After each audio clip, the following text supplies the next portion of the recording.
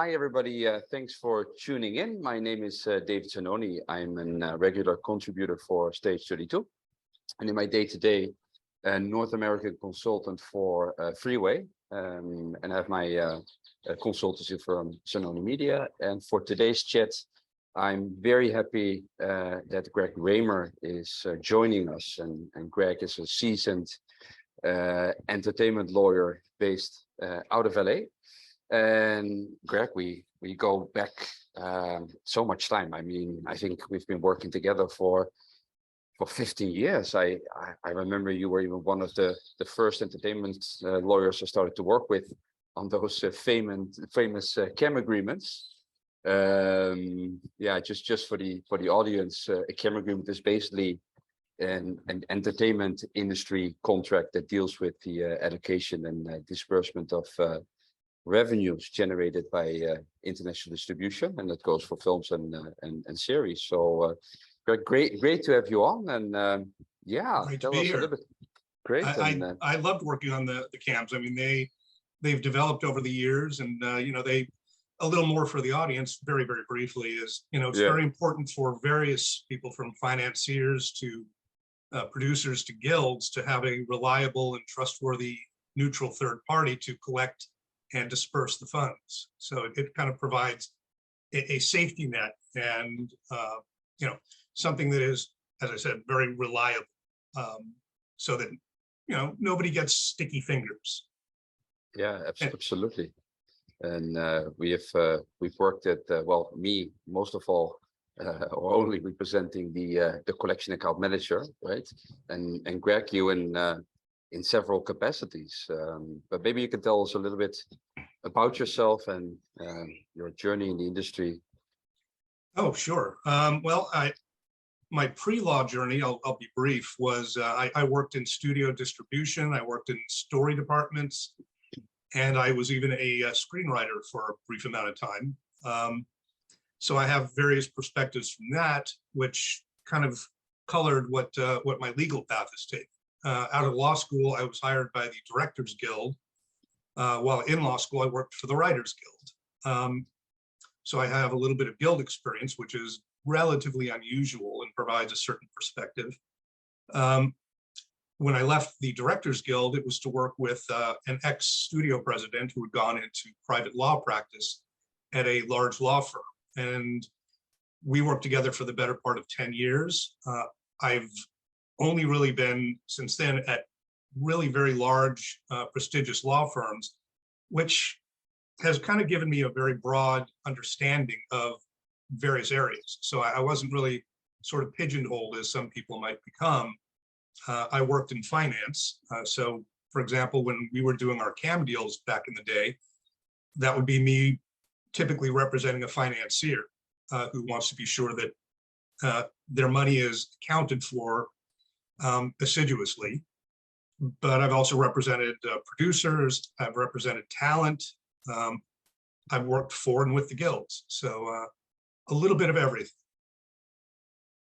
Yeah, and that's no, absolutely. And I mean, you must have so many different perspectives on the industry, and I guess that representing a financier as opposed to producer, that's a whole different experience. And yeah, and with the experience you also have as an insider, basically, with respect to dealing with the guilds, that must be a lot of insights. And maybe from your perspective, and having worked with all those parties, what's the difference working with financiers, producers, and how do all these parties relate, and also, of course, with the guilds? Well, you know, everybody comes at it, you know, from their own sort of self-interest and agenda, and therefore, you know, in representing very different parties, you know, I have to change my hat from black to white, back to black, back to white. So you just have to kind of keep what I think is the most important perspective, and I'll kind of get back to the various agendas of the parties in a moment. But my view is that you have to keep your eye on the ball, because if you're just looking out for yourself to the exclusion of all others, you're forgetting that at the end of the day, we're all trying to get to a product, a film, a television series, a web series, whatever it happens to be. There's a golden goose. And if you kill it, nobody benefits, including yourself. So I feel like wherever you come from, whatever your particular part in the process is, you have to keep your eye on that ball the whole time. Some people do, some people don't. But for example, a financier, the agenda is obvious. You're looking to get, and it's usually thought of as an investment. It can be equity, where you have some real skin in the game, or it can be debt, where it's basically just a loan. The difference being that a loan doesn't stick around too long. They cash out, they get their interest, and they're gone. Equity would then start to recoup their investment. So they're in it for the long haul and a profit share. So financiers may have different versions of what stake they want to have in it, whether it's a loan or whether it's an ownership interest. Producers, they vary. There's the capital P producer, who is very, very involved in whatever the production is from A to Z. The best example probably being show running executive producers in the entertainment business, in the television side, rather, because they're involved at all stages. That other kinds of producers exist. Somebody might just happen upon a script, and because they happen to own that script, they become a producer because they'll sell it, and as a condition of the sale, they're made a producer, but they really don't do much of anything. Or it could be an actor who has a certain amount of credibility and is also given a producer title to sweeten the deal. So producers vary widely. Talent doesn't vary that widely. I mean, who your director is, who your writers are, who your actors are. So their agenda tends to be obviously their interest in the particular show and then moving on to the next.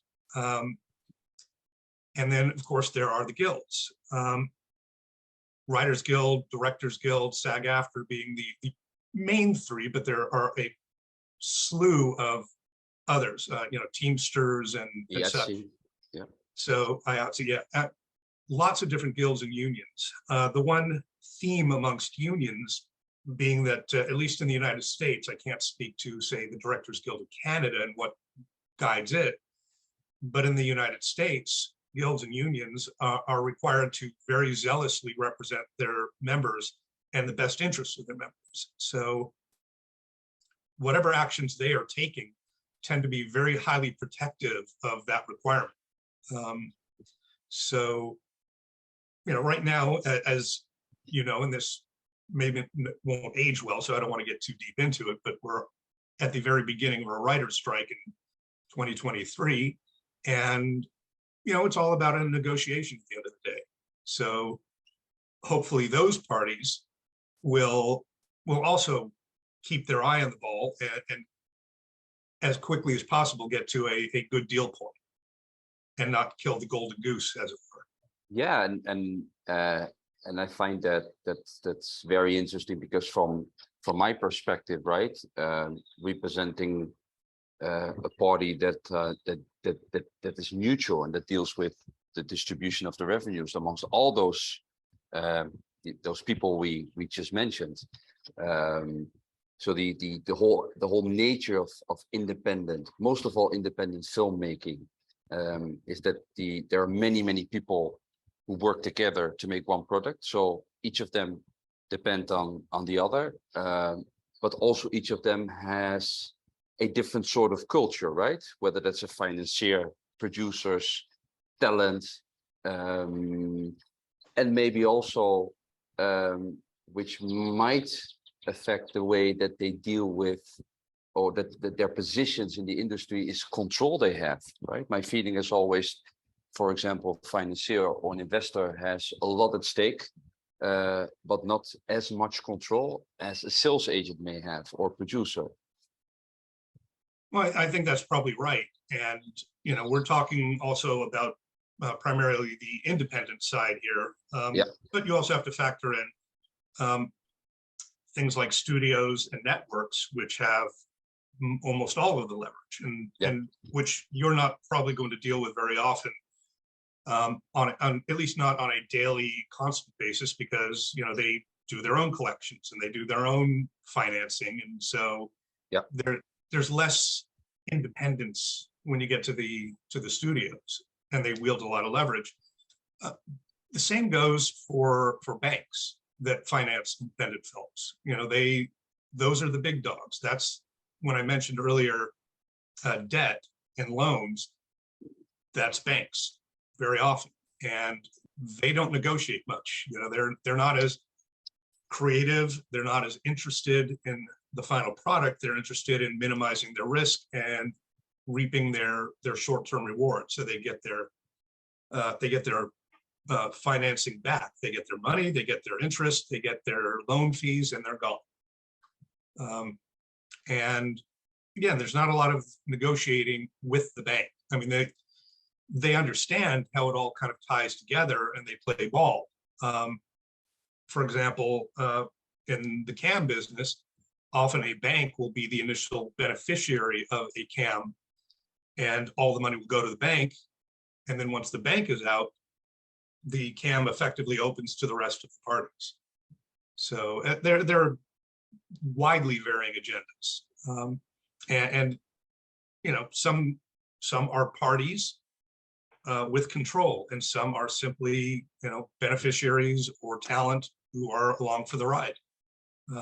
And representing any or all of the above is a very, as we discussed earlier, very different headspace. So when I'm representing a financier, I have a very different perspective, for obvious reasons, than when I'm representing an actor or a writer or a director. So that also leads to the entertainment lawyer experience being a slightly different thing, because you have lawyers in all walks of the entertainment business. I've been in big firms. That's not always the experience. There are boutique firms that specialize in talent. Many lawyers go into the studio side, business and legal affairs, and many work as general counsels for production companies. So there are many paths, and some work in the guilds, as I did. Yeah. Now, and in this space, you of course, as an entertainment lawyer, you represent your client's interest, but you have to understand the big picture, and tunnel vision can be killing. I mean, we both of us have seen examples for sure, and that basically brings me to another question about the role of the entertainment lawyer. How decisive is the entertainment lawyer in deal making? Right, there's the producers and the sales agents that make the deals, etc. But then the lawyer gets in, and how decisive, how important is the role of the entertainment lawyer? And well, do you have examples? Interestingly, we haven't mentioned another area that's very important to the deal making process, which is the agencies, who obviously many people have the idea that they represent the talent and that's it, but agencies are many tentacled beasts, and they actually perform the function of sales agents in some cases, and financing entities and arrangers in others. So very often, the role of the attorney depends upon when the attorney is brought into the process. So, for example, an agent may work with a talent lawyer to do an actor deal, which the producer side lawyer doesn't get into until the agent has already cut the basics of the deal. That happens all the time. But there are also deal making lawyers. I'm as capable of getting a call from a talent lawyer who wants to engage with me directly after being contacted by a producer, without the agent necessarily being front and center, although they're often involved throughout. So Here's one of the things I can tell you about the deal making process and the role of the lawyer, which is oftentimes there's an element of cleanup. Many of the deals in the entertainment space are done very, very, what I would say, quickly and with a lot of shorthand. So it's not unusual to see a page of emails with a myriad of colors and fonts and, you know, detailing each step of the negotiation. So first you have to sift through this kind of rainbow flag of negotiating points. And a lot of the negotiating points have terms of art shorthanded and lots of acronyms. And so it's very, very important to understand the basics of the business. But that doesn't tell the whole story, because the devil is in the details. MAGR, modified adjusted gross receipts, can be, you know, a 20-page long definition with, you know, many negotiations to be had on the fine points. So that little tiny blurb of 5% MAGR could be a huge area for the lawyer to delve into. So oftentimes when I'm up front deal making, I try to get as many details into the deal up front as possible to avoid ambiguity and the necessity of cleanup. But sometimes we just are handed that sheet and told, okay, go make the deal. So it's it all depends upon where you're injected into the process. And of course from which side. Yeah, that means basically the earlier on, the better, of course, because the later you might run into situations where deals have been made and there might even be conflict between several deals, and then you have to solve it, and you may even need to renegotiate, I guess. Sometimes renegotiations happen, and sometimes because there was a lack of clarity, there may not have been a true meeting of the minds on a particular issue, which you then have to kind of revisit and get to. I certainly advocate for bringing the lawyer in earlier in the process. And I work with agents all the time in crafting offers and responses, just so that we have a clearer understanding. Because it's when you get to the contract phase, that's when the rubber hits the road and everything has to coalesce into a finalized, signable deal. Yeah, well, that's fascinating, Greg. And what's the having been in the industry for such a long period of time and having dealt with so many people, what's the best way to, in your opinion, to learn deal making as an entertainment lawyer? Well, the first thing, as I mentioned, is you have to understand the business. I mean, you really have to have a working knowledge of, you know, what parts fit where. Not everybody does. You know, I know a lot of lawyers, and I know a lot of lawyers who have been on film sets and know their way around, and they know who to ask for the coffee. But do they really know what the key grip does for a living? So the more knowledge you have about the business, the better off you are.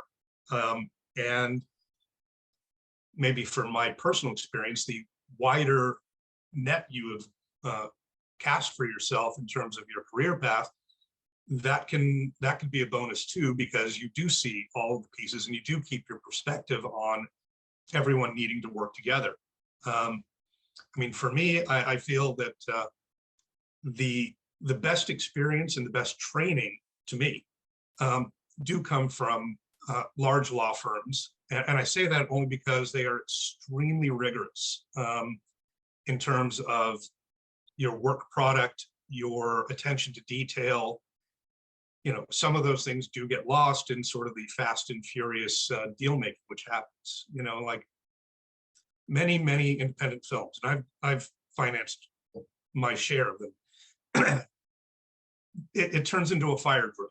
What happens is everybody kind of is off doing their thing, and they forget to get all the deals done ahead of time. I mean, the impossible dream is to be fully financed and set up before you know, people show up to do their table reads. it's not usually the case. So people kind of don't have that perspective. They don't have that energy. And what can happen often in those cases is you end up, as I said, in a bit of a fire drill. Everybody's panicked and everybody's threatening everybody and everybody's, and things can get sloppy at that time, especially if you are not experienced and if you haven't been through the process over and over again. I mean, for me, knowing all the various pieces that I need to come together for independent film financing, the collection account, the completion bond, the financing, the talent, the chain of title. I mean, there's a whole array of things. And if you know that list by heart, because you've done it a lot, experience is the best teacher. Yeah, no, that's I totally agree. And being connected to the people and to the, at the end of the day, the product, right? Which you already mentioned. That's essential as well, to really understand what you're really working on, instead of or I don't want to say instead of the paperwork, what's behind the paperwork. That's important, right?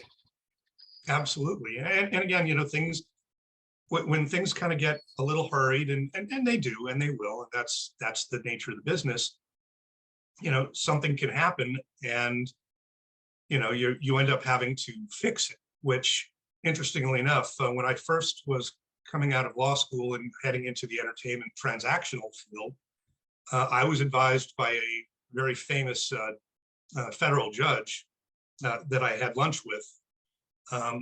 He said, you shouldn't do transactions until you litigate.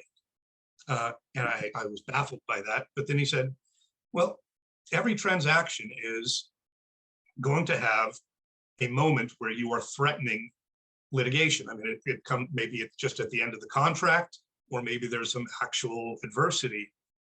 But he said, if you don't understand what happens in litigation, you don't know what you're threatening. And I found that interesting. So I did have some litigation experience early on with the Directors Guild. I worked at a federal court, and there is some truth to the matter, because I will tell you that, in my view, a contract, and my law professors would kill me for saying this, really is only two functions. One, it's a roadmap to tell people what they're supposed to do and when. And two, what happens if they don't? And it's the what happens if they don't that you can anticipate, because you know where litigation can go. So if you know where things go wrong, you know how to keep them right. So I always approach my deal making and my contract drafting as litigation avoidance. How can I avoid things going wrong? I mean, you can't, if somebody's going to act badly or screw up, they're going to, and you can't solve that in a contract. They're just going to do what they do. But you can be prepared for it, and you can anticipate it and do what you can to minimize the risk and the damage. Yeah, I think you gave some great pieces of advice there. In addition to this, do you have any recommendations to the audience? Most of the audience will be writers, producers, maybe some investors. Well, I mean, I guess the best advice is hire me. No, I would say, just a few pieces of kind of wisdom, I would say, if I can be a little bit self-aggrandizing there. Again, to beat a dead horse, keep your eye on the prize. There is a goal at the end of the day. And if you can get to that product, get it produced, get it distributed, everybody wins, even though some people will feel like they lost because they negotiated themselves and they have second thoughts. Keep your eye on the ball and treat people with respect. The way I'm talking to you now is the way I make my deals. I don't feel like I have to yell and scream and scorch the earth to get the best for my client. And you're going to run into the same people over and over again, whatever you're. situation. Whether you're a crew member, you're going to work with other crew members, and it's best to have good relationships with each other because you're going to be on different shoots time and again. The same way as an entertainment lawyer, I'm going to work with agents and managers and lawyers on the other side. And it's best to have, in my view, a respectful working relationship, because you're going to do it again next week under different circumstances, and why start on a bad note? It's not always perfect, and yes, things can turn contentious, but you don't have to make it contentious to make it work, in my view. So be knowledgeable, be respectful, and those are really two of the guiding principles for my practice. I think that's great, Greg, and it was as always great speaking to you. Fascinating. I mean, you always give me so many insights. I hope we can do a deal again soon. Oh, I look forward to it. I learned a lot working from you early on. So, I mean, this has been and here we are talking. So I wasn't, even though I was engaging a collection account, and, you can get into some, heavy negotiations around the financial waterfall. Yeah. The distribution, which is the key to any collection account. Here we are still talking as friends and going out and getting coffee. 15, 16 years later, whatever it is. It's because we have a working relationship like that. But it also shows something very important in this industry. It's a people's industry. So even if you have to have engaged in tough negotiations, at the end of the day, we're professionals. We'll deal with each other again. It's a small business, a small world. It's been great, Greg, and yeah, thank you very much for joining me for this conversation. Thank you for having me. This is fun. I can do this all day, as you know. Well, we should. Well, let's plan a next one soon. Thank you very much, and we stay in touch. Absolutely. Take care. You too. Bye, my friend. Bye bye. Bye bye. Take care.